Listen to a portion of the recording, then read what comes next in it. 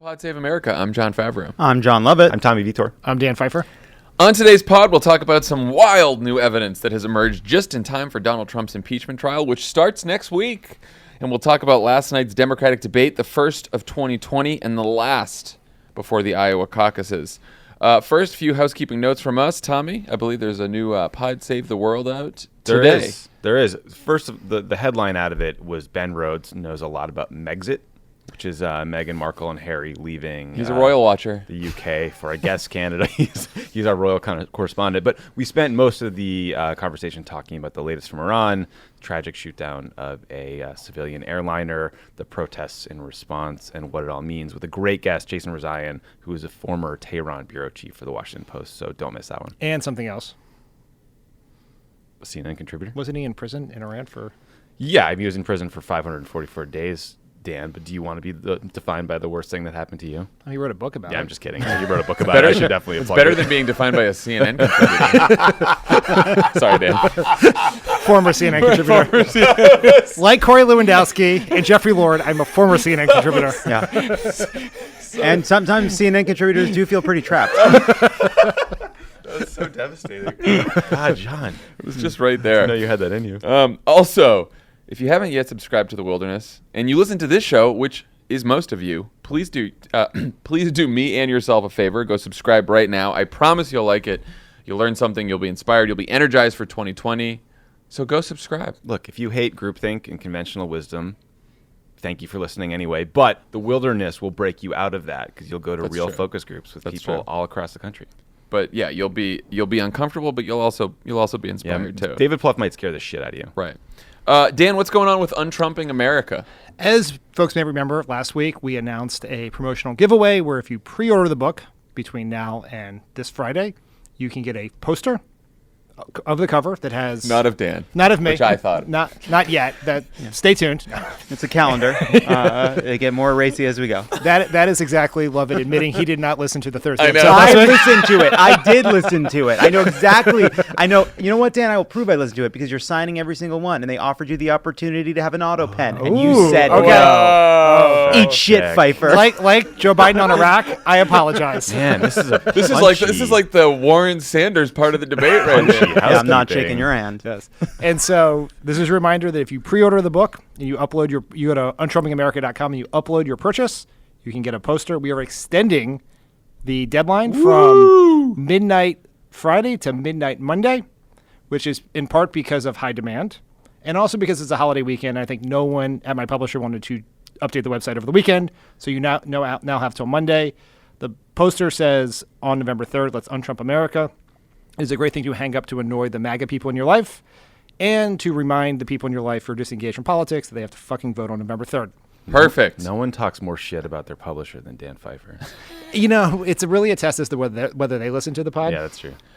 Finally, some fun news from all of us. Pod Save America is going on tour for 2020. The pre-sale is live today from January 15th to January 17th on crooked.com/events with code Crooked2020, and tickets go on sale to the public on Saturday, January 18th. Get those tickets. Come hang out. Crooked.com/events. We're going everywhere. We're not going everywhere. I know there's a lot of every time we announce this, people complain that we're not coming to their city, but you know, we'll be somewhere nearby you. Yeah, and we're excited. we're pumped. All right. Before we get to the debate, we've got quite a bit of news on impeachment. The House is voting today to send articles of impeachment to the Senate for a trial that may begin as early as next Tuesday. Speaker Nancy Pelosi announced this morning that the impeachment managers from the House, the people who will act as prosecutors, will be Adam Schiff, Jerry Nadler, Hakeem Jeffries, Zoe Lofgren, Val Demings, Sylvia Garcia, and Jason Crow. The impeachment Avengers. That's who it is. What do you guys think of this crew? I think we had all hoped that it might include former Republican Justin Amash. It does not. But, you know, what do you guys think? Any thoughts on the crew here? They seem great. It's a good group They of people. seem great. I think so. Look, you got Adam Schiff on that team. He's a fucking all-star. No complaints. Val Demings is great. A lot of good people on there. Val Demings is great. Zoe Lofgren has been through. We were just talking. Yeah, Love and I were talking about. She worked on the Nixon impeachment. Really two good. impeachments. She's been through two impeachments. She's been involved in 2 out of the 3 so far. This is the 4th. God, I wonder who the Republicans are going to pick. Just the worst people on the planet. Yeah, which, you know, they have a big pool. One thing that unites all the Democrats is they all have backgrounds as litigators, which Pelosi pointed good. out. Yeah. So that's it for the House. House is done now. Over in the Senate, White House officials told CBS News on Monday that they expect a group of at least 4, likely more, Republican senators who will force a vote to call witnesses and vote for witnesses, a group that might include Mitt Romney, Lisa Murkowski, Susan Collins, Cory Gardner, maybe even Rand Paul, Lamar Alexander. President Trump has pressured Republican senators to dismiss the charges entirely before the trial begins. But Missouri's Roy Blunt told reporters on Monday that the Republicans don't have the votes to make that happen. So we are going to get ourselves a trial. We're going to get ourselves a vote on witnesses. I'd say this is a pretty big win for Pelosi's strategy of withholding the articles of impeachment to highlight McConnell's attempt at a cover-up. What do you guys think? Yes. Unequivocally, yes. Yeah. Absolutely. I know Chris Cillizza doesn't think so, but I didn't know that, and I'm going to continue to not know that. I mean, like the polling suggests that the American people wanted to hear from more witnesses. There now seems like there's a good chance we'll hear from key witnesses. Never did I think we'd get John Bolton to testify. Somehow Nancy Pelosi pulled a rabbit out of a hat here. This is great. yeah. I disagree with Chris Cillizza. I think that Nancy Pelosi did not gamble and lose in this. I will say that I will believe that we are going to get witnesses when John Bolton walks into the Senate floor, because no one ever You want to see the mustache on your TV. Yes, I want to see the mustache. No one ever got rich betting on the good faith and patriotism of Senate Republicans, so let's see it happen first. Yeah, I think that's right. I mean, we don't know. Here's what we do know. We know that Nancy Pelosi holding the articles made it possible to have this very long and lengthy and difficult debate for Republicans about whether to have witnesses. It seems that we've gotten to a place where many of those Republicans are open to witnesses. If we end up in a trial and Mitch McConnell somehow manages to wrangle them all back in and there are no witnesses, it doesn't mean Nancy Pelosi's gambit was a mistake. It means it was worth trying. If we do end up with witnesses, then it's unequivocal that it worked. Yeah, I mean, working backwards here from a highly likely acquittal, right? And, a couple of weeks of fucking headlines. Donald Trump is acquitted. Are Democrats screwed now in 2020? It's going to be a horrible couple of weeks. Just getting ready for that. It's been a horrible couple of years. Yeah, that's right. But what are the wins here? What counts as a win for Democrats? I think it's a win if we get witnesses. It's a win if John Bolton is one of those witnesses and testifying. It's a witness if some Republicans break to vote for those witnesses and to vote for to hear from John Bolton. It's also, by the way, I think because Pelosi withheld the articles, they now think that it's likely that Donald Trump will have to give his State of the Union on February 4th while the trial is happening. We don't know that for sure yet, but yeah, if that happens, if he's not able to give the State of the Union after he's acquitted, I also think that is a very big win because that sucks for him. Here's my take. Democrats have already won. All right. All right. Let's hear that. Why? Why do you think that? Because the period by which Donald Trump had the best chance to strengthen his hand for the 2020 election was the period between Labor Day of last year and now. And he spent all of that time having a Twitter tantrum about impeachment instead of talking about the economy. Like, time is the only non-renewable resource in politics. And so every interview, statement, tweet about impeachment is an interview, statement, tweet, not about the economy or making an argument about promises kept or any of the other things we will see in his Super Bowl ad. It was just flailing. And he enters this year no stronger than he was before impeachment. He missed his opportunity. Maybe not weaker, but definitely not stronger. And he was pretty weak already. We've talked about this before as it relates to Obama, is Obama's numbers on Labor Day 2011 were very similar to Trump's on Labor Day 2011. Obama spent the rest of that year making a case on the economy, talking about inequality, rolling out a jobs package, staring down Republicans on a budget vote. And he exited that year in both external and internal polling. He went from 41% to 49%. His approval on Election Day in 2012 was 49%. And Trump is right now at like 42.8%. Same where he was that time. So there is an opportunity cost here. So for all the predictions about the politics, we don't know what's going to happen. We don't know how it's going to play out. People will probably flush it down the memory hole between now and then. But we do know what has happened to date. And there was a massive opportunity cost for Trump. And most importantly, Democrats did the right thing. What about McConnell made a promise yesterday, Tommy, that if Democrats if we do call witnesses, if there's a vote to call witnesses, that he'll promise to call witnesses that Democrats don't like. I think that would maybe be challenging for the Biden campaign. And there's a chance that we will care a lot about bad stories for the Biden campaign if Joe Biden is the nominee. But I do think it's worth it. I mean, look, if he calls Hunter Biden and presses a private citizen who happens to be the son of a U.S. senator on his business activities, I think that's a hell of a lot less significant than Donald Trump using the power of the presidency to get a foreign government to go after his political opponent. It seems self-evident to me.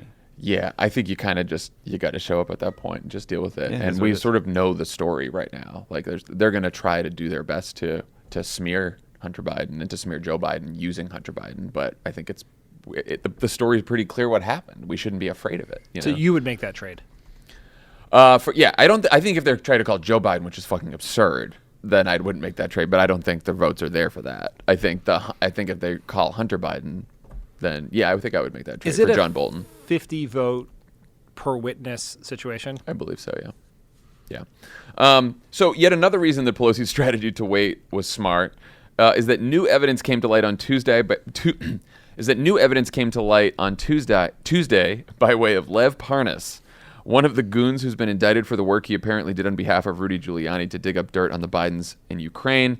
It includes damaging notes and text messages, including a crazy note that Parnas wrote on Ritz-Carlton stationery at the Ritz-Carlton in Vienna that said, quote, "Get Zelensky to announce the Biden case will be investigated."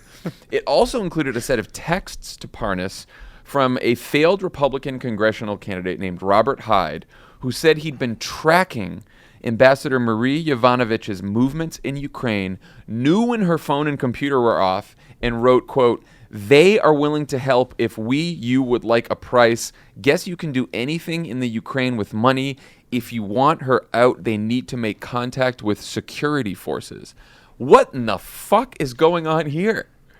Yeah, it does seem as though there was an episode of the Pine Barrens episode of Sopranos was sort of playing out in Ukraine as they were following this woman. I mean, it's worth noting too. Scary. It's scary.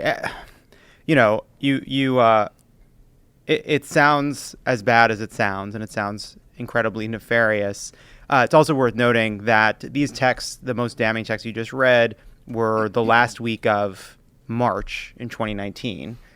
Within weeks, Yovanovitch is recalled and told she needs to come back, and perhaps because of threats against her in Ukraine. So we don't know how those things fit together, but Yovanovitch herself has now said that she finds this disturbing and it should be investigated. And the scale of it, I mean, we're so used to Trump scandals. The president of the United States, his personal lawyer, may have deployed goons and henchmen to trail a U.S. ambassador, possibly threaten that ambassador with violence. I'm gobsmacked. That's what I am. What did you think, Tommy? We'll figure out. This guy, Mr. Hyde, seems like he's got a few sandwiches short of a combination platter, but like he's, but if it's true, like the kinds of people who would track an ambassador in Ukraine are the kinds of people you should really worry about. You know, these are like mafia, maybe KGB or, Russian intelligence connected types of people. I mean, that's a big, scary deal. I mean, I'm sure this is a coincidence, but remember the very ominous thing that Trump said to Zelensky? Yeah, she's going to go through some things. What were those things, pal? I mean, there's also another connection here we learned is there were text messages where the former corrupt prosecutor in Ukraine that Biden got fired, Yuri Lutsenko, tells Parnas that there's a quid pro quo. If Trump fires Yovanovitch, who he hates, he'll make allegations about Biden. Which is just connecting Yovanovitch to all of the other quid pro quo stuff, because there was always a question, well, how's she related to this, other than they wanted to get her out of the way because they think that she was non-corrupt. Well, it turns out that Lutsenko wanted her out and said, I'll make allegations to fucking John Solomon about Joe Biden that are fake if you do this. Upstanding prosecutor. Yep, exactly. I mean, it is worth noting that Lev Parnas and all the other people involved have never seen The Wire. because they took copious notes on a motherfucking criminal conspiracy. I mean, literally, like, just he's on the phone at the Ritz. He picks up the pen. He's just jotting things down on that piece of stationery. One was get rid of Lanny Davis. It said nicely. Hey, Lev, I have some bad news. Lanny Davis does not take social cues. But also, like, Lev Parnas is the Forrest Gump of corruption. Yeah. There's photos of him with Rudy. There's photos of him with Mike Huckabee. There's photos of him in the White House with Trump. I mean, he with McCarthy, the leader in the House. I mean, this guy is actually everywhere. And didn't Hines And he's show ready up? to cooperate, and he's ready to talk. Yeah. And didn't Hines show up at Mar-a-Lago and make a scene? Yes, He I did. think it was Yeah. Doral or Durrell. Yeah. Oh, Drawal. Yeah. Anyway, yeah, he showed up, and he like Tommy said, he's not. I don't think he's well. Yeah, I mean, it's just also like the quality of people that Donald Trump has sort of brought into American politics. Yeah. Well, next, and if there's a term too, Hyde will be the Secretary of State. So watch Look out. forward to that. Yeah, and also, you know, I got to say, I'm not sure if this has been good for the Ritz-Carlton Vienna. We'll think You know, about it. you know, no one. I mean, obviously, it's not the most important piece of this, but I'm sure it's a beautiful place that doesn't want to be associated with a scandal. Not since Elliot Spitzer has a hotel been so defiled by a politician. Yeah. the Ritz-Carlton has been involved in multiple impeachments. Oh yeah. Yeah, also Monica Lewinsky was questioned by Oh God. Ken Starr. Oh, that's right. At the Pentagon City City. Mall, they Yes. fucking scared the shit out of her there. Assholes. It is a great mall. All right, let's talk about last night's debate. Is it? I'm standing up for the mall. Sean. All right. It's a great mall. No one fights for the Awesome Blossom, the mall, and other. No one likes a mall like me. All right, let's talk about last night's debate, which was hosted by CNN and the Des Moines Register at Drake University in Des Moines. It was the final debate before the Iowa caucuses and the smallest one yet, featuring Biden, Bernie, Warren, Buttigieg, Klobuchar, and Steyer. So we're going to talk about some of the most notable moments in this debate. But what did you guys think overall? It seemed to me that they were all trying to balance the need to draw contrast with their opponents with the need to avoid seeming nasty, which doesn't usually help you with Iowans who don't like candidates to be nasty and also who are thinking about who their second choice is. But what did you guys think? Some debates make me feel great, and some debates make me feel terrible. This one left me emotionless. Emotionless. Yeah. Dan was emotionless. Lovett, what'd you think? Yeah, I mean, other than Sanders drawing a very stark contrast on the Iraq vote with Biden, there weren't that many true contrasts drawn throughout the debate, so I do think that's right. I had the same sort of dull feeling that Dan did, honestly. Two thoughts. One, if you want to understand why being nice in the Iowa caucuses is important and why second choices matter, listen to episode 2 of my Iowa series. On the You can find ground. on the Pod Save America feed. But the gist of it is if your candidate doesn't have a 15% support in a precinct location, you have to go to your second choice. And so you don't want people to hate you. You want to be their second choice. That's why it was a nicer debate. I agree with you that the contrasts were relatively substantive.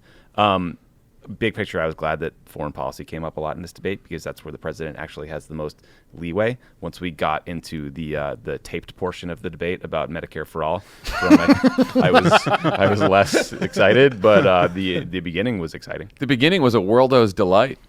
I honestly, I was in heaven. All right, so let's start with the toughest and most uncomfortable exchange of the evening, which came when Bernie was asked about a 2018 meeting where he reportedly told Elizabeth Warren that he did not believe a woman could win the presidency. Sanders has denied the report, while Warren has stated that he did in fact say this. They were both pressed on it last night, and things got a little heated. Let's play the clip. Senator Sanders, I do want to be clear here. You're saying that you never told Senator Warren that a woman could not win the election. That is correct. Senator Warren, what did you think when Senator Sanders told you a woman could not win the election? I disagreed. Bernie is my friend, and I am not here to try to fight with Bernie. But look, this question about whether or not a woman can be president has been raised, and it's time for us to attack it head on. And I think the best way to talk about who can win is by looking at people's winning record. So, can a woman beat Donald Trump? Look at the men on this stage. Collectively, they have lost 10 elections.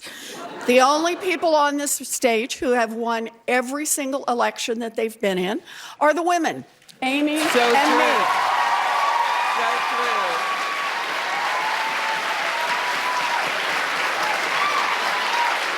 only person on this stage who has beaten an incumbent Republican any time in the past 30 years is me. And here's what I know. The real danger that we face as Democrats is picking a candidate who can't pull our party together or someone who takes for granted big parts of the Democratic constituency. We need a candidate who will excite all parts of the Democratic Party, bring everyone in, and give everyone a Democrat to believe in. That's my plan, and that is why I'm going to win. Senator. Okay. So we heard Warren's response. What did you guys think of first how Bernie responded to this, and then Warren's? Who wants to go first? I'll go. First of all, just on what Warren said, I thought it was really smart. I thought it was smart because, it takes something that is really a debate about her liabilities, right? About whether, whether she as a woman can win, right? Which is what is the core of this question.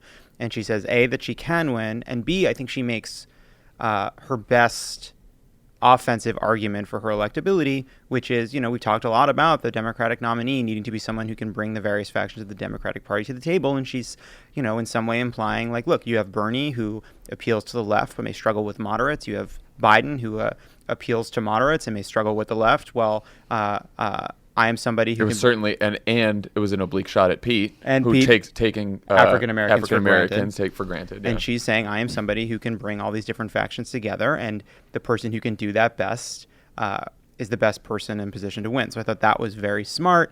That said, we now have Bernie Sanders and Elizabeth Warren. I think two people that are both thought of as people with who are honest, people who have integrity to their politics and the way that they conduct their campaigns, disagreeing about just a fact about what took place in that meeting.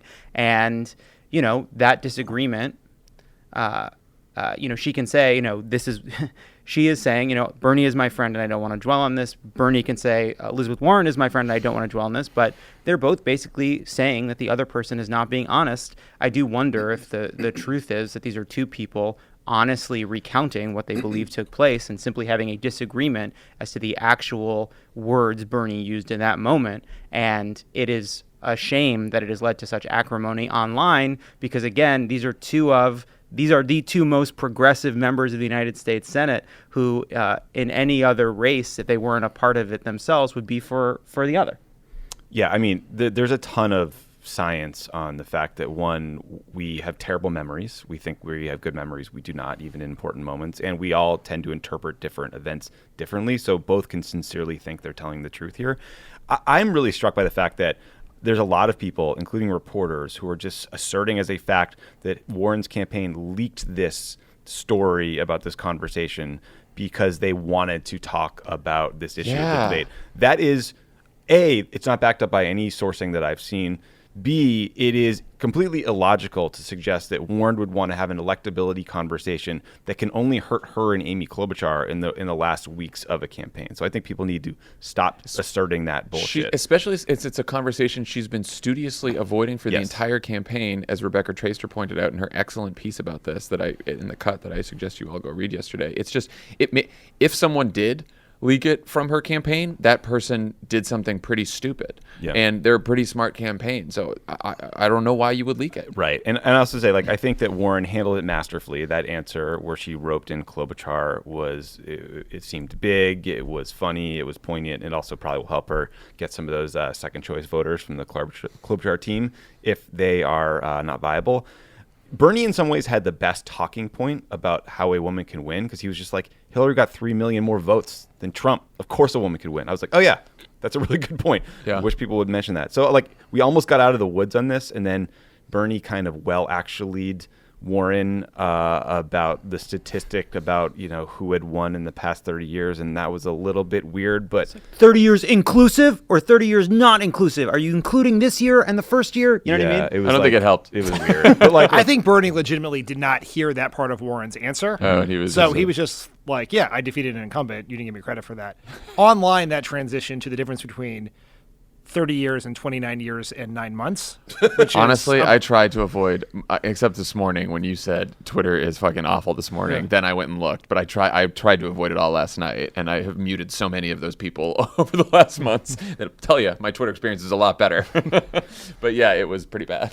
I agree, certainly, that I don't think Elizabeth Warren's campaign leaked this. It's just, regardless of, even if you think that even if it's discordant with how she has run her campaign, just for people who have leaked lots of, done things like this in campaigns where you try to lay out an attack or make a strategic move, a CNN online story is not the way in which you would do that, right? It just has, it has all the makings of a story that has been circulating for a long time. And finally, some very good reporters got enough people to confirm it, to put it into print, and then we were off to the races. Yeah, Maybe at a credit to moment, MJ Lee, right? Yeah, and maybe at a moment where there was a little bit of tension between them, and somebody was mad in the heat of a moment. Yeah, and totally, yeah, 100%, right? Right. I think a couple things. I think it is, Tommy, your point about how two people can remember two things differently is exactly right. I also think it's very possible for a man to say something that would be and not understand how it could be interpreted by a woman, right? Definitely. Yeah, and I think for that sure. is very. I think that's very likely what happened in this situation. And the other point is, I don't know whether Elizabeth Warren wanted this conversation or not, but I am glad we're having it because it has been the unspoken elephant in the room for this entire fucking election, where everywhere you go, you talk to people who, they ask this question. People who are, and this is not that the people themselves do not think a woman should be president. They think the mythological group of voters in Wisconsin who will decide the president don't think a woman can be president. So therefore, we have to reverse engineer our nominee from that process. And that has been hanging over Warren's campaign from the very beginning. Everything about Warren's Medicare for all electability issues was a proxy for this conversation because Bernie Sanders has all the same Medicare for all potential political vulnerability issues that Warren does, and we never talk about it. We talk very specifically about Warren. And so, let's have the conversation, make the case against it. Everything that we saw in 2018, put aside 2016, which is a very good point that Bernie made, 2018 suggests that perhaps the best candidate to mobilize an electorate that wins in the post-Trump realignment of the Democratic Party would be a woman. Dave Wasserman, who you talked to in the Wilderness, has made the point repeatedly that a moderate woman from the South or the Midwest would be the ideal, most electable Democratic candidate based on what he knows about the voters you need to persuade. Yeah, he thinks Stacey Abrams could be the most electable candidate for those reasons. No, I agree with this all, and I think it reminded me a little bit of, right, you don't want to have this conversation, right? Like to Tommy's point, I don't think the campaign wanted to leak this and have a conversation about can a woman be elected president, right? But it reminded me a little of Obama and the Ray speech and Reverend Wright, right? Did we want those tapes of Reverend Wright to come out? Dan leaked them. We certainly did not. But after everything was said and done and Obama gave that Ray speech, I think we all agreed it was an important moment and he needed to make that speech eventually. If he was going to be the first black president elected of the United States, he needed to take on the issue of race directly. And I think even though she has avoided it through most of the campaign, what she did last night was very effective in making the case that yes, and like you said, Tommy, Bernie did too. Yes, Hillary Clinton won 3 million more votes than Donald Trump. Elizabeth Warren saying, yes, look at all the women that won in 2018. Look at the only two people on the stage who have beaten Republican incumbents, and the men lost 10 elections combined. I think it's probably good that she took it on. The one thing I was curious about is we never got to the bottom of what was actually said, which I thought the moderators would try to do. The fact that Abby Phillip, one of the moderators, after Bernie denied it, then went to Warren and said, so what did you say when he said a woman couldn't win? As opposed to asking Elizabeth Warren, Bernie says he didn't say it, what did he say? That was a poorly worded question, and Bernie World is very upset about that. And I think they should. I understand why they're upset about that. Abby Phillip did not. I think she handled that wrong as the moderator. It didn't bother me. Well, she basically said, well, yeah, Bernie, you're just lying. She accepted. Yeah, that's fair. Yeah, that's what she did by saying that. Second, it would be one thing if just the way it played out when Bernie was like, I didn't say that. And she's like, Elizabeth Warren, what is your response to the thing Bernie said? Yeah, because everyone laughed. Yeah, like, was- oh, wow. It was cheeky. Yeah. It was it seemed cheeky to me. But the truth is, I don't think it really matters exactly what was said. What I thought was so good about what Warren said, and to the Tracer piece, that is to talk about the fears of misogyny and sexism preventing a woman from winning, is to add to the perception that misogyny and sexism will prevent a woman from winning. And it is just, it is that to be Elizabeth Warren is to be trying to defeat the fears that a woman can't win while combating the latent, ingrained, deep misogyny that makes it harder for a woman to win every day. That to be considered to have moments in which you're seen as an intellectual leader, brave, courageous, smart, gritty, to have like positive attributes given to you, is the threshold is raised so much higher for a woman. And to be embroiled in a scandal about your authenticity and your ability to win and to be a leader, to be seen as flawed is so much lower. And the difficulty of navigating that has just been so central to her incredibly smart and deft way of managing not just this issue, but every issue throughout the campaign. It really sucks that she both has to deal with sexism and now is getting attacked for mentioning what she thinks happened in this conversation. That is bullshit and it's unfair. It was little noticed, but I thought Amy Klobuchar actually had a very funny line at the end of that segment where she said every opponent she beat got out of politics after the election. So how about that precedent for Donald Trump? It was like very well done. It also, by the way, talking about all the men who had lost a combination of 10 elections, exposed something that we've talked about before in this Democratic primary, which is the concept of electability, while real and important to a lot of voters because Donald Trump is president, is incredibly hard to measure. In this field, who we have left doesn't have a lot of people who can run around saying, oh, well, I'm electable because look at all the elections that I won. Yeah, I mean, in the like Bernie Sanders has been winning in Vermont and lost to Hillary Clinton. Joe Biden won by being on the ticket with Barack Obama and then being senator from Delaware for a long time. Pete Buttigieg won a couple mayoral elections in South Bend. Like that's, yeah, I mean, in the last debate, Tom Steyer's never won anything. Amy Klobuchar basically ripped Pete's arms from his body and started attacking them with him. And basically, the point that she was making is that if he was a woman, he probably wouldn't be on that stage. Yeah. And just true. So there was, So first half of the debate we talked about was very heavy on foreign policy. Right off the bat, Joe Biden was once again pressed on his 2003 vote in favor of the Iraq War, both by the moderators and by Bernie. Let's hear it. But what I understood from right away in terms of the war in Iraq, the difference here is that the war in Iraq turned out to be the worst foreign policy blunder in the modern history of this country. As Joe well knows, we lost 4,500 brave troops.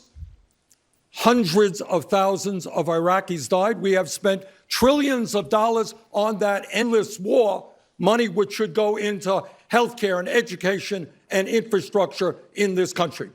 Joe and I listened to what Dick Cheney and George Bush and Rumsfeld had to say. I thought they were lying. I didn't believe them for a moment. I took to the floor. I did everything I could to prevent that war. Joe saw it differently.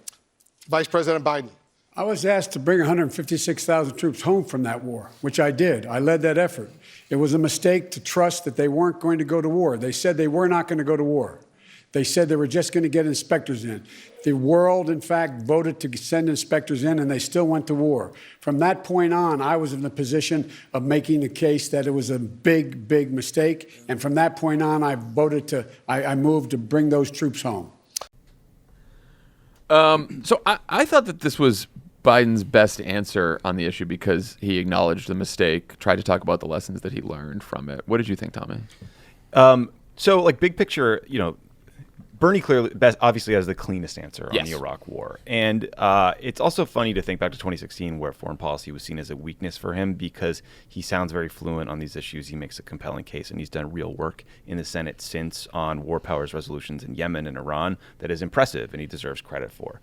I agree that I thought Biden's first answer in calling the Iraq War a mistake, it was good, it was crisp, and then he pivoted to his relevant experience since then under Obama and his family experience of having a son who served.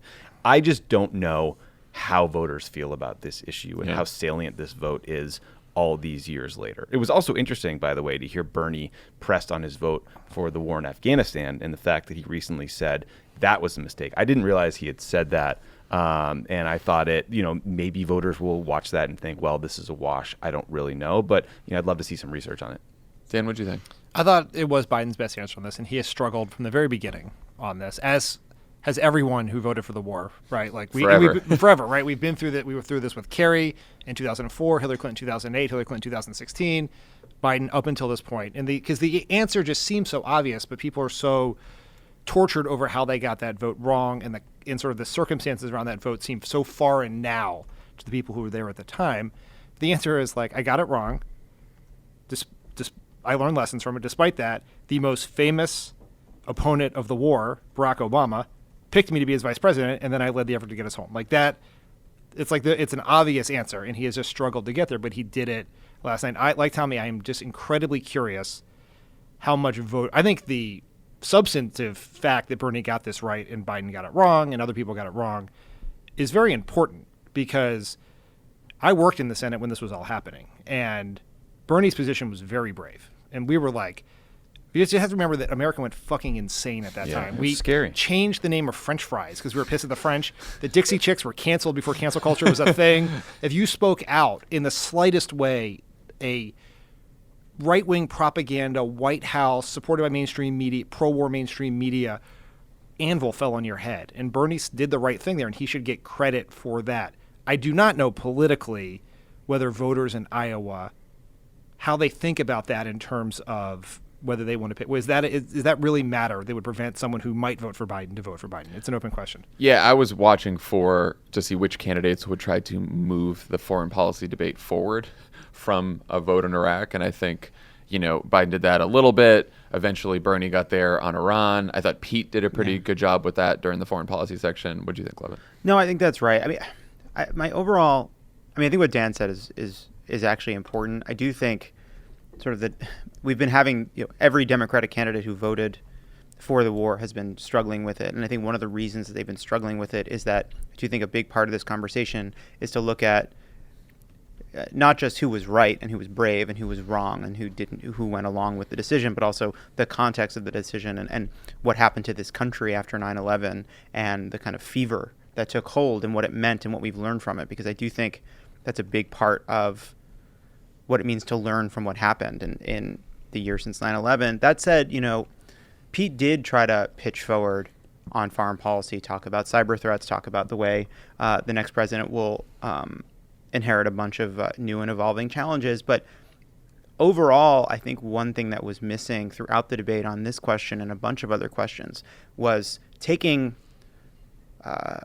cable news questions that were either designed to elicit conflict or they were just simply on the axis of what cable news talks about every day, often framed the way Republicans would frame it, and go bigger, talk about values, talk about principles, talk about what guides a president in making a decision to use force or not use force, or on education, what the goals of education, on healthcare, why this issue isn't so important, the pain that people feel, what have you. And so my feeling on this foreign policy debate, and I do think one of the reasons, Dan, one reason I felt certainly like kind of dull feeling after the debate is too often questions were taken at face value, and I was so longing for candidates to kind of step beyond that and have a greater sense of vision and heart and sort of humanity in how they thought about these questions. I thought Bernie is usually pretty deft at doing that from a big picture values perspective, and then I think Pete, Warren, and Klobuchar sometimes are pretty deft at taking it to a more personal story or personal stories to talk about people. So there was another more policy-based issue that separated Warren and Sanders last night. Warren recently announced that she'd be supporting the USMCA, which is the trade deal to replace NAFTA. This is one of the biggest policy differences between her and Bernie. She defended her support of the deal, and Bernie took the opportunity to explain his opposition to it. Let's hear it. Senator Warren, you support the USMCA. Why is Senator Sanders wrong? I do. I wasn't here. I haven't been in Congress long enough to have voted against NAFTA, but I led the fight against the trade deal with Asia and the trade deal with Europe because I didn't think it was in the interests of the American people, the American workers, or environmental interests. But we have farmers here in Iowa who are hurting, and they are hurting because of Donald Trump's initiated trade wars.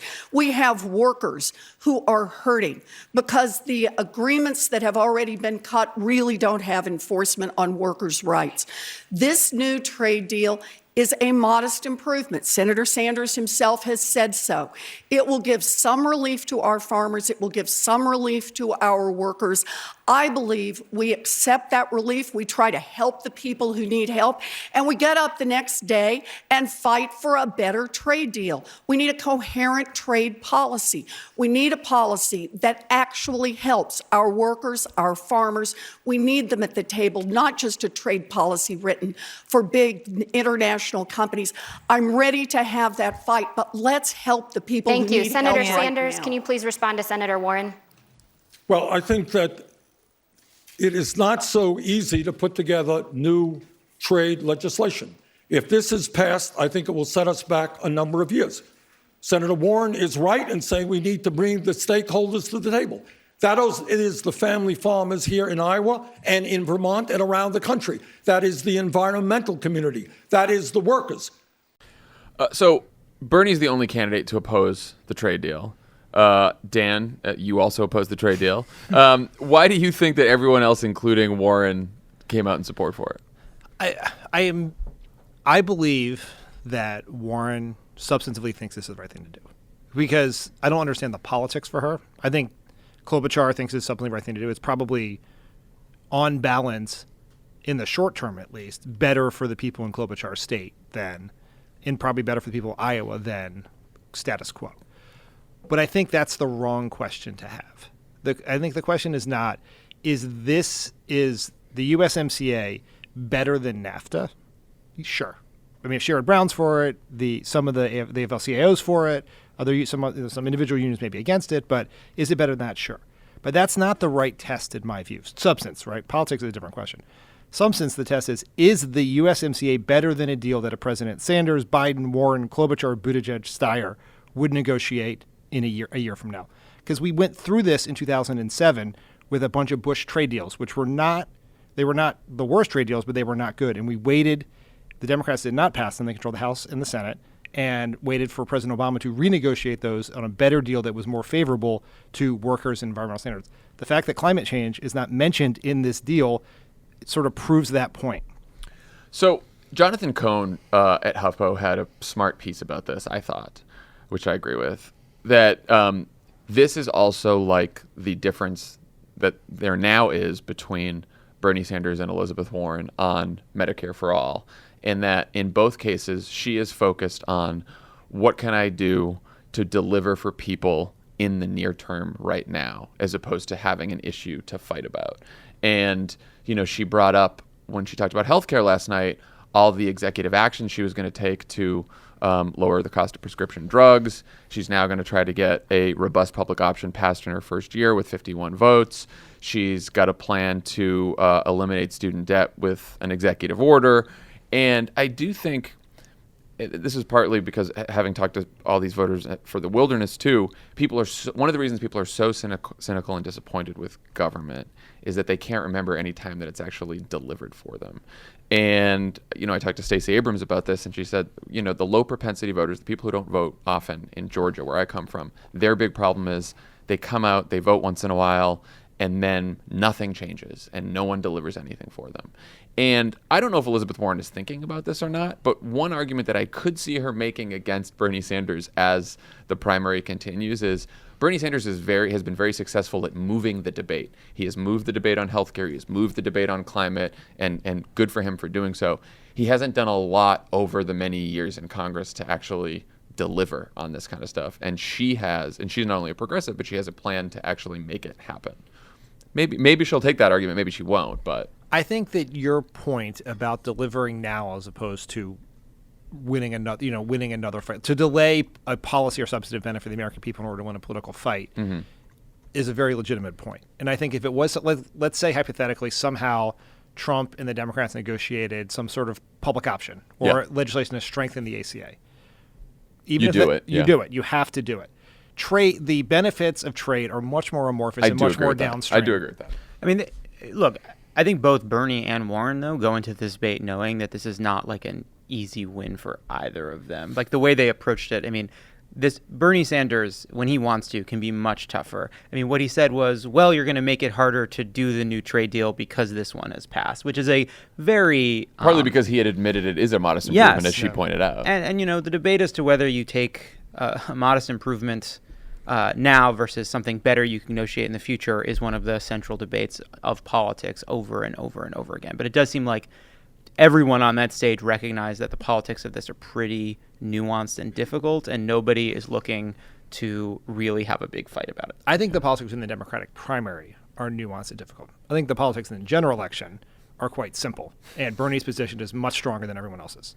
Bernie has made the point about Biden in arguing against Biden's electability is that Trump can say Biden voted for NAFTA. He can't say that Bernie voted for NAFTA. I think that is also true here because, as we know from our own polling, Trump's support for a new NAFTA deal that is supported by the big drug companies, the Wall Street banks, other corporations, is a big net negative for him in battleground states like Wisconsin and Arizona. Bernie can make that case against him. The others can't. Bernie also, I thought Bernie spoke pretty compellingly last night and several times about climate change as an existential threat. And him framing his opposition to USMCA around climate was smart and believable. And it made it seem like this was a good faith policy dispute. I thought in this exchange, I was grateful that Amy Klobuchar brought it back to Trump and started highlighting the ways Trump's trade policies have hurt real people in Iowa and have hurt people she knew. That was smart and important. To his credit, Pete did a good job of bringing it back to Trump several times during the foreign policy discussion. He talked about Trump sending more troops to the Middle East, Trump lying about opposing the Iraq War. He talked about the need to renew the New START treaty. So I was just grateful to the candidates who remembered that we're going to run against Trump someday. Would have been nice if there was a little bit more of that. Yeah. If there was a Democratic Trump, it would be so clear what they would be doing, which is worse than NAFTA. All the jobs are going to go away. They're going to ruin the Midwest because the results are diffuse and hard to see. Yeah, that's right. So the moderators ended the debate by asking each candidate a question about their electability. I want to go through each of the candidates' answers, and then we can talk about sort of each of their overall debate performances before we go. Let's start with Joe Biden. Vice President Biden, the eventual nominee will face President Trump, who has no problem mocking people, using insulting nicknames, slinging mud, and telling lies. The debate against him will make tonight's debate look like child's play. Are you prepared for that? I am prepared for that. Look, I've been the object of his affection now more than anybody else in this state. I've taken all the hits he can deliver, and I'm getting better in the polls, my going up. And by the way, I have overwhelming support from the African-American community, overwhelming, more than everybody else in this operation, number one. Number two, working class people where I come from in Pennsylvania and the places I come from in Delaware, I have great support. I have support across the board, and I'm not worried about taking on Donald Trump at all. And with regard to the economy, I can hardly wait to have that debate with him. Where I come from, the neighborhoods I come from, they're in real trouble. Working class people and middle class people. When the middle class does well, working class has a way up and the wealthy do well. But what's happening now? They're being clobbered. They're being killed. They now have in a situation where if the vast majority believe their children will never reach the stage that they've reached in economic security. I love that debate because the American public is getting clobbered. The wealthy are the only ones doing well, period. I'm looking forward to the economic debate. So it was I thought, a very good response to a fairly weird question, like, what are you going to do when Trump's mean to you in terms of electability? But what did you guys think overall of Joe Biden's, debate performance and sort of where he stands at the end of the debate? I think he came out of the debate right where he went in, which is still the front runner for the nomination, and probably by a significant amount, with the giant caveat of what happens in Iowa could change that. Huge. And Huge people, caveat. and I'm not saying he is lucky, but in debate after debate after debate, people preview an idea that they are going to go after Biden. They're going to take him on his record. They're going to take him on his electability, and it never happens. Other than no bankruptcy hit that Warren had sort of previewed, no Social Security hit that Bernie had sort of previewed. Just no one, except for the Iraq thing, no one really challenged Joe Biden. Yeah, and that is Biden will benefit tremendously from that because that is the last debate between now and Iowa. I thought in that answer itself, we saw the Biden that we have seen before this campaign, which is the happy warrior Biden and the one who is very, very passionate about middle and working class people in this country. Like, that answer is one that we have heard 1,000 times in a White House economic meeting, whenever someone's putting forward some, I'm sure well-meaning but egg-headed policy, and Biden will very passionately make the case, like, how does this help the people where I'm from? How does this help the people of Claymont, Delaware, where he grew up? And that's the Biden who is that is that Biden that is carrying the electability hopes of a lot of these primary voters thus far. What'd you think, Lovett? It was, I think it was a good debate for him. I think we see the strengths and weaknesses of Biden again and again. The strengths are what he laid out in that answer. The weaknesses are, I think, in the way in which that answer is still not that smooth. We're now, I think, accustomed to grading Biden on a curve, and the curve is, did he get to the end of his answer, without anything making us like truly uncomfortable or hard to follow or incoherent? And he didn't. He delivered the answer, I think, reasonably well. That said, on the whole, there is a kind of absence of the joyful warrior throughout this debate. There's a kind of darkness to his presentation in the debates that I don't think is as evident in the campaign trail or in the sort of the person that got him the name recognition, that made him the person that's at the top of the polls. But yeah, that's it. Tommy, what do you think? I thought he was very good. It's one of his better performances. And look, the headline coming out of this thing is like, what did Warren and Bernie talk about at their non-handshake after the debate? It's the storyline is largely a fight between Bernie and Warren, and that's a win for Biden. Yeah. Look, I think one of the other reasons that he was fortunate that no one came after him is that at these debates, Biden is usually at his worst when he is attacked, because then he gets defensive. And when he gets defensive, then he can sort of go on. And that's when he's made some of his mistakes in these debates. And because he really wasn't that defensive, or because when Bernie challenged him on Iraq, he actually had his best answer, he sort of made it through this time. I agree that the only thing with Biden is, we were talking about this last night, I remember him in 2008 debates, both in the primary and then when he was VP in his debates with Sarah Palin, again in his debates with Paul Ryan. And sort of the defining characteristic of Joe Biden in those debates was that he was the happy warrior, emphasis on happy, right? Because he certainly was a warrior in this last question when he talked about fighting for the middle class. But I would love to see in future debates Joe Biden look like I'm sure he's not having a great time up there. Who is, frankly? Who is, right? But look like he's having a better time. Smile a little more, crack a joke a little more. And Bernie's pretty good at doing that doing that for a grumpy old man. But Bernie can do that pretty well. And I know Biden has that in him. I would just love to see it a little bit. Yeah, there's that. He did it at that Iowa LJ speech. He did it. It's been his closing at a few of these things, and when he does it well, I do think it's his best argument, which is he kind of ties the soul of America, part of his argument, to this kind of. It's like we're better than that. We're better than this, but it's also kind of a rally. It's a hype speech. He sort of like tries to hype people up, like, come on, let's get up, let's not. And I do think that sort of the water we're swimming in throughout this campaign is a feeling of decline, a feeling of loss, a feeling of pain, a feeling of not knowing your country, a feeling kind of, I think there's a lot of white liberal voters who for the first time in their life are experiencing what it's like to feel disenfranchised, and they hate it, and they're not, and that kind of get up and go spirit that he can bring when matched with him being a happy warrior is, I think, Biden at his best, and helps him overcome some of the limitations he has as a candidate. Okay, let's hear from Bernie. Senator Sanders, you call yourself a democratic socialist, but more than 2/3 of voters say they are not enthusiastic about voting for a socialist. Doesn't that put your chances of beating Donald Trump at risk? Nope, not at all. And that is because the campaign that we are going to run will expose the fraudulency of who Donald Trump is. Donald Trump is corrupt, he is a pathological liar, and he is a fraud. Now, when Trump talks about socialism, what he talks about is giving hundreds of billions of dollars in tax breaks and subsidies to the fossil fuel industry. Donald Trump is a businessman, received $800 million in tax breaks and subsidies to build luxury housing. My democratic socialism says health care is a human right. We're going to raise the minimum wage to $15 an hour. We're going to make public colleges and universities tuition free. We're going to have a Green New Deal and create up to $20 million saving the planet for our children and our grandchildren. We are going to take on the greed and corruption of the pharmaceutical industry and the insurance company. That is what democratic socialism is about, and that will win this election.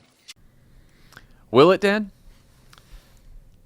It like as we have talked about in 2008, is it possible for an African American to win the White House? Is at the conversation we just had about whether a woman can win? This is also an untested proposition, right? Mm-hmm. This is a person who identifies as a socialist, which is a term.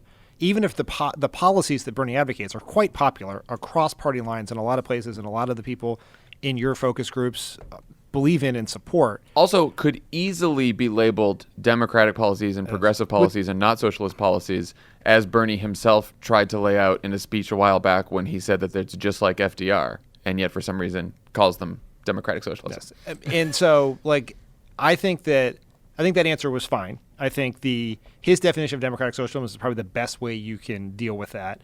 His critique of Trump that Trump actually engages in corporate socialism by bailing out corporations and all of that, I think it's a good argument. I just want to see more. I would like to hear more from Bernie in his campaign about how they are going to navigate several $1 billion and a right-wing media machine that is going to try to otherize him around this term. And I think this was the beginning of that conversation. Electability, as we said, no one knows what electability means. I want to hear candidates. The only way that I can possibly interpret is hearing candidates' plans for how they plan to navigate the challenges they may have. We heard that from Warren on that question, and I want to hear more from Bernie on it. I thought it was interesting. To me, it was Trump in 2016, he'll say it now. There's this sort of quality where the version of it is that, yeah, I'm a greedy sleaze, but I'll be a greedy sleaze for you. And this is the mirror image of that, which is to say Trump is a socialist for corporations and the wealthy and people he knows, and I'll be a socialist for you. It is the kind of mirror image of the Trump argument. And in that way, I found it interesting and compelling. Beyond that, I have the same kind of uncertainty around these questions that we all do. But I found it to be a fair and compelling argument. What do you think, Tom? It's a very untested proposition. It's a thing that electability concerns about every single candidate on that stage make me quite nervous. And this is one that's gotten somehow the least discussion. I think that if Elizabeth Warren were really looking to throw a punch about electability, she could have tried to drill him on this. She notably did not. I think we are whistling past the graveyard if we don't vet these issues out in the primary. So I hope it is discussed in a bigger way. But, Bernie's betting on the fact that he can bring in new voters and young voters and build a big new coalition. And if he's the nominee, my God, I hope he is right. And I'll do everything I can to support him. But you kind of have to prove it by winning.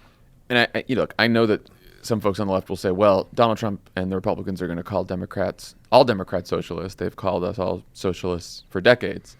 That is true, but it's a little different when you say, I'm not a socialist, and when you say, yeah, he's right, I am a socialist, but I'm a democratic socialist, and that's better. I mean, look, I sat in these 4 focus groups, and there was mixed reviews here in Wisconsin and Milwaukee with the Obama-Trump voters and with some Democrats in Philadelphia.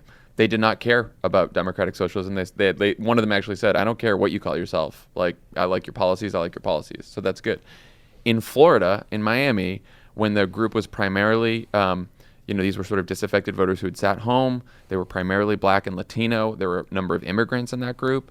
And they were very, very concerned about socialism, partly because a couple of them had come from socialist countries, and they said it was horrible in this country. And you try to explain to them that democratic socialism, they don't care about all that.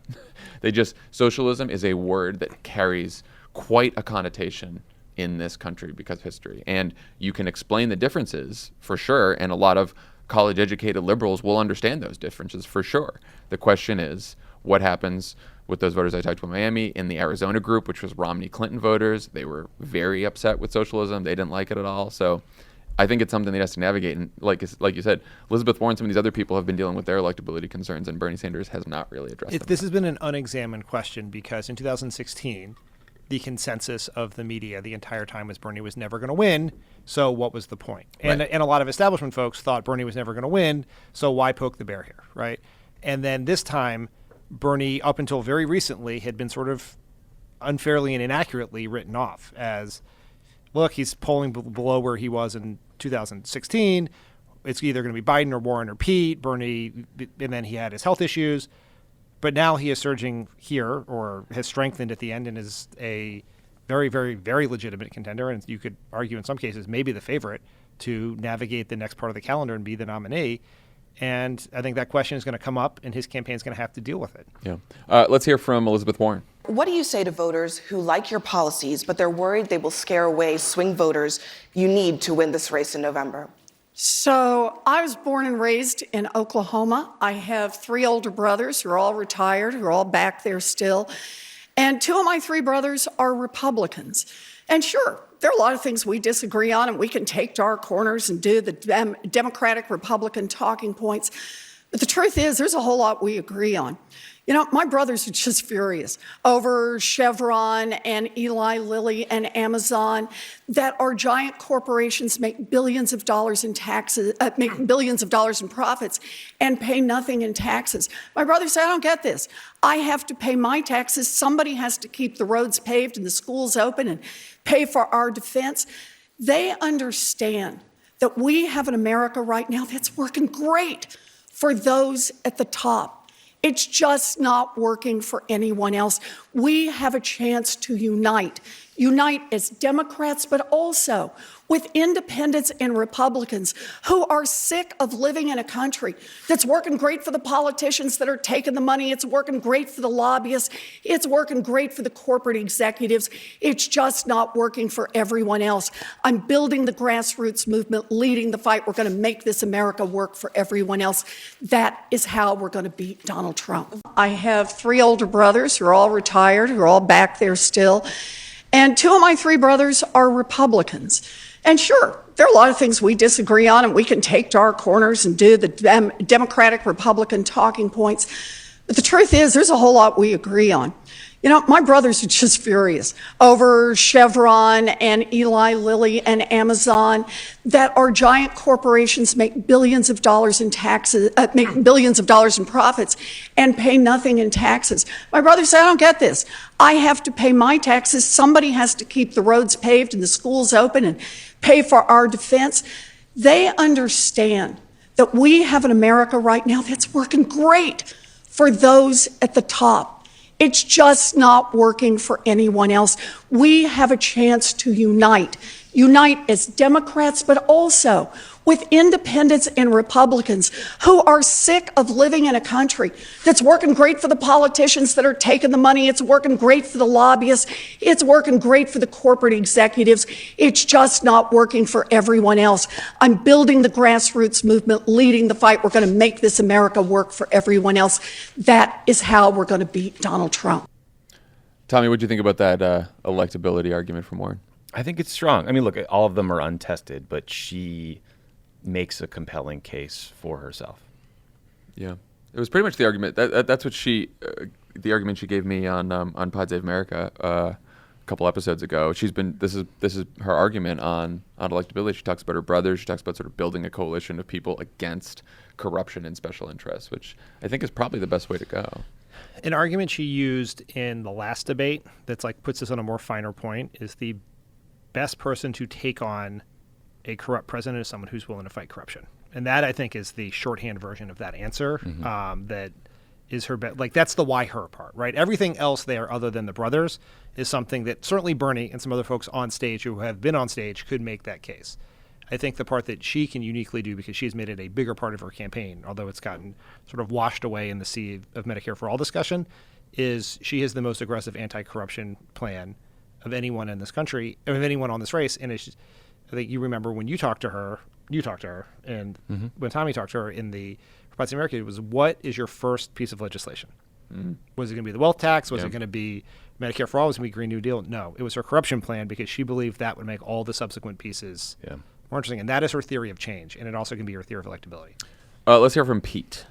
Mayor Buttigieg, you say you've had trouble earning the support of black voters because you're unknown, but you've been campaigning for a year now, and polling shows you with next to no black support that you'll need in order to beat Donald Trump.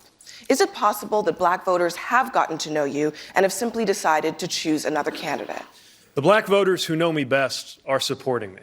It's why I have the most support in South Bend. It's why among elected black officials in my community who have gotten into this race, by far most of them are supporting me. And now, nationally, I am proud that my campaign is co-chaired by a member of the Congressional Black Caucus, and to have support right here in Iowa from some of the most recognizable black elected leaders, from Mayor Hart of Waterloo to former Representative Berry in Black Hawk County. Now, the biggest mistake we could make is to take black votes for granted, and I never will. The reason I have the support I do is not because any voter thinks that I'm perfect.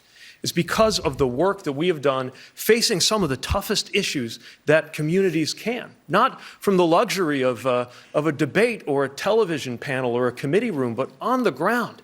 Issues from poverty to justice in policing. And I'm proud to say we've been nationally recognized for our work as a race-informed city on delivering greater economic justice, that we have reduced use of force by leading the region in transparency around the use of force in policing. Of course, there is a much longer way to go in my community and around the country, but I will be a president whose personal commitment is to continue doing this work. What do you think, Lovett? I think it's the best answer he's given on this question, and I did appreciate the way the question was asked, because there has been something a little bit patronizing in the way Pete has answered them before. Like, oh, they haven't gotten to know me yet, and it sort of it put him in a position to give, I think, a more to make more of a direct case. That said, this has been dogging him. It will continue to dog him.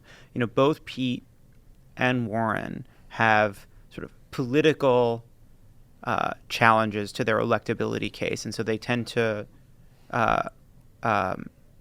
redound to an argument that is rhetorical, that's around the case that they're going to make, right? So Pete has seen this as a huge liability for him, so when he makes an argument about electability, he makes a rhetorical argument about his contrast versus Trump. Elizabeth Warren faces questions about her electability, and so she makes a rhetorical argument about how strong the case she's going to make against Trump.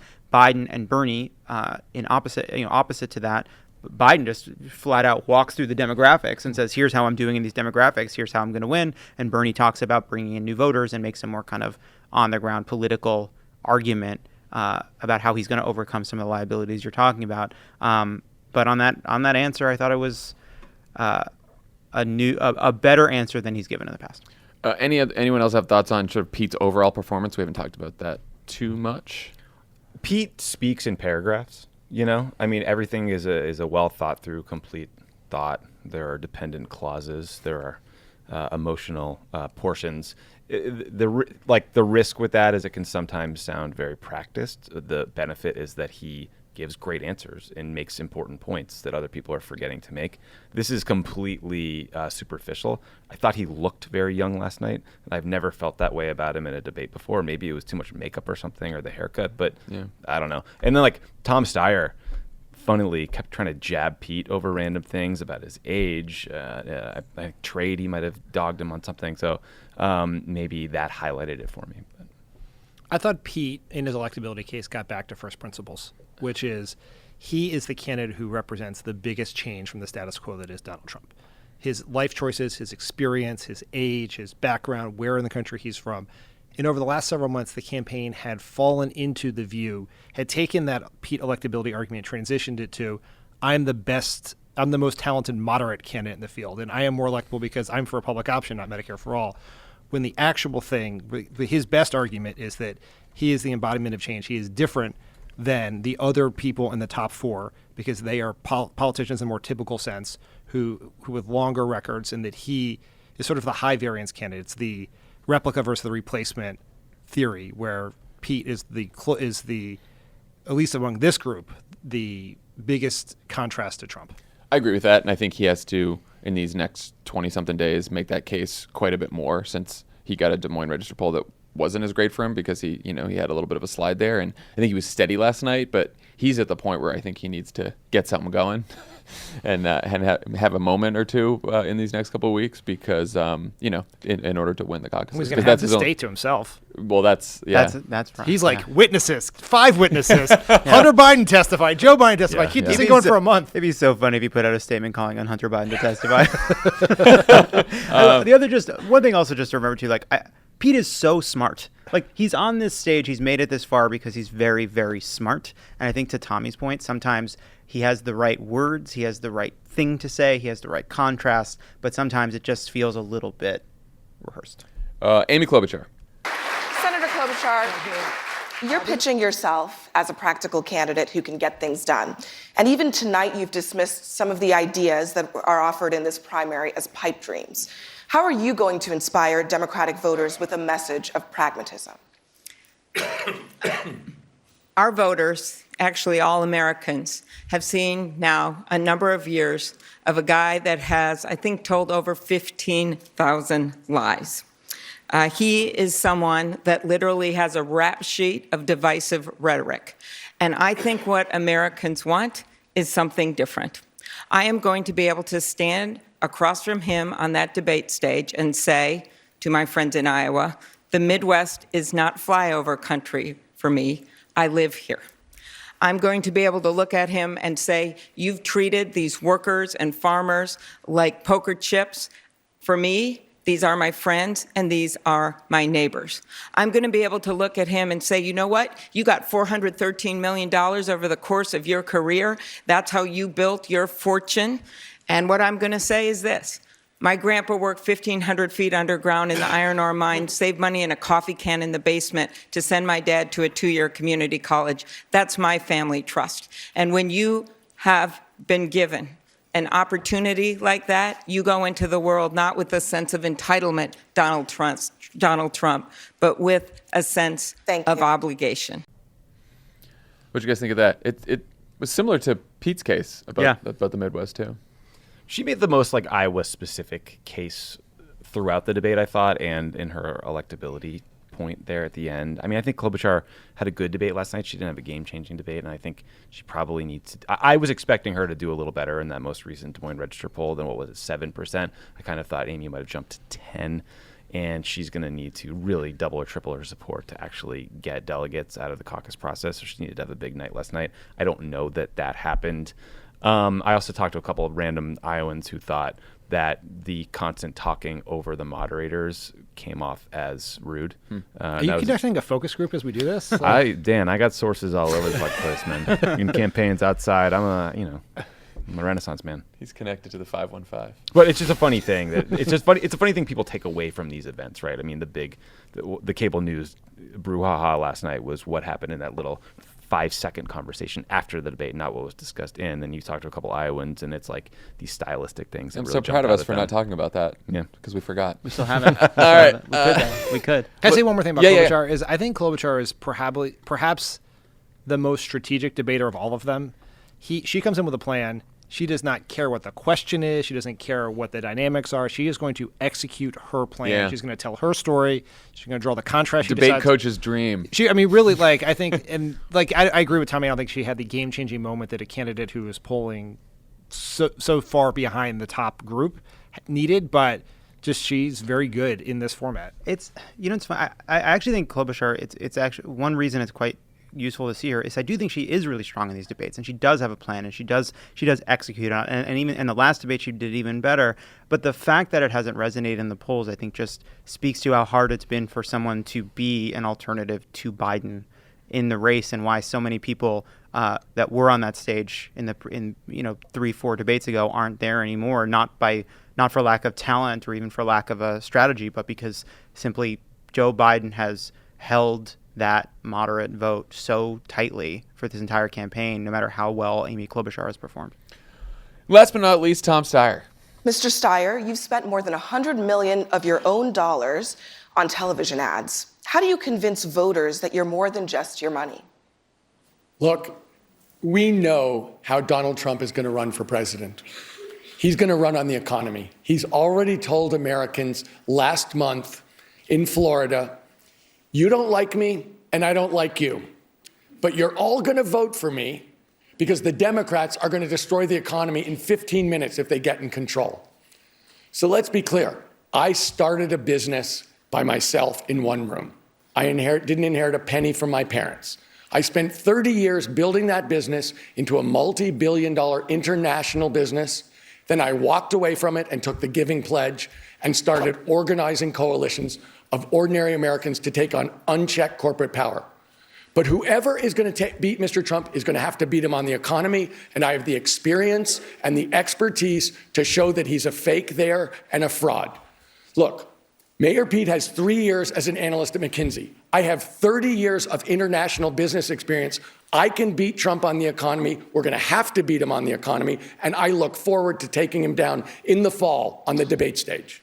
I was too distracted last night by Tom Steyer's eyes just boring into my fucking soul. Who told him to stare at the camera like that? It's weird. Worst advice. But then I rewatched the debate this morning and half watched, mostly listened, and I actually thought he had like some sneaky good points along the way. He had some moments that exposed him as a very new candidate. Like one of the commander-in-chief questions, his response was like, I did a lot of business travel, and like I don't know that hitting diamond on Delta is gonna I make missed you that. ready Oh, to, have the nuclear codes. But I mean, in our defense, Obama did point out he lived in Indonesia as a small child once and did similar questions. And I also remember staffing him in an interview where he talked about like minoring in foreign relations, and I was like, please don't say that again. Yeah, the doing travel around the world is no less lame than I served X number of years on this Senate committee. You think so? I think it's more lame. I think that I agree with Tommy. Like I think Elizabeth Warren being like, we haul up these generals and we press them on why the war in Afghanistan is ended. Like I don't know. I think that was effective. I wish Warren on these commander-in-chief questions spent more time talking about her three brothers and what it meant for them to serve and what it meant for their family, because I think that's more likely to resonate. But anyway, I mean the clip you played of Tom Steyer, I think, captures why he's been surprisingly good as a candidate, but also because he paid us $7 million to air it. Yeah, no, and obviously that was something we weren't going to talk about. But we have to say Tom Steyer. Wait till the mid-roll. We have to say Tom Steyer 14 times in this episode just to get the money. But no, it's you see the strengths he has and why he's actually been, I think, better than people even expected in these debates, given that he is not someone given that he is someone who bought a ticket. But you also see that he is a new candidate. I mean, he just ran through in great detail Trump's main argument. He just walked. He basically quoted Trump. He launched it as a hit on his fellow Democrats. And I do actually think what he said was true. This is what Trump is going to say about the economy. But I did notice that it was Donald Trump quoting it on Twitter after the debate because Tom Steyer did a little bit of Trump's work for him. Look, it's always tough when the reason that everyone's talking about you after the debate is because you couldn't tell people what Elizabeth Warren and Bernie Sanders were saying to each other in that exchange. The one time he didn't make eye contact all fucking night.